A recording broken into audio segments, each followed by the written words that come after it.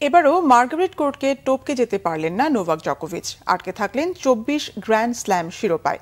উইম্বলডনের পুরুষ এককে ফাইনালে তাকে সরাসরি 3-0 সেটে হারিয়ে টানা দ্বিতীয়বার শিরোপা হাতে তুললেন তরুণ স্প্যানিশ তারকা কার্লোস আলকারেজ। টেনিসের ওপেন যুগে নারী পুরুষ মিলিয়ে সবচেয়ে বেশি গ্র্যান্ড স্ল্যাম শিরোপা অনেকদিন ধরেই নিজের দখলে রেখেছেন মার্গারেট কোর্ট। স্টেফি গ্রাফ কাছাকাছি গিয়েছেন, সেরিনা উইলিয়ামস 23টি একক শিরোপা জিতে আরও কাছে গিয়েছেন, তবে কোর্টকে ছুঁতে পারেননি। শেষ পর্যন্ত কোর্টের রেকর্ডে ভাগ বসিয়েছেন নোভাক জকোভিচ। তাকে ছাড়িয়ে যাওয়ার উইম্বলডনের চিরচেনা ঘাসের কোর্টে নেমেছিলেন 25 শিরোপার স্বপ্ন নিয়ে, তবে তাকে হতাশ করলেন স্পেনের নতুন তারকা কার্লোস আলকারেজ। তরুণ রক্তের ঝলকানিতে কোন রকম প্রতিরোধী করতে ব্যর্থ হলেন সার্বিয়ার ইতিহাসের সেরা তারকা। ম্যাচের প্রথম থেকেই আলকারেজের দাপট, ম্যাচটা শুরুই করেছেন জকোভিচের সার্ভিস ব্রেক করে। প্রথম 2 সেটেই আলকারেজ জয় পেয়েছেন 6-2, 6-2 গেমে। শেষ সেটে কিছুটা ঘুরে দাঁড়ানোর চেষ্টা সার্বিয়ান তারকার।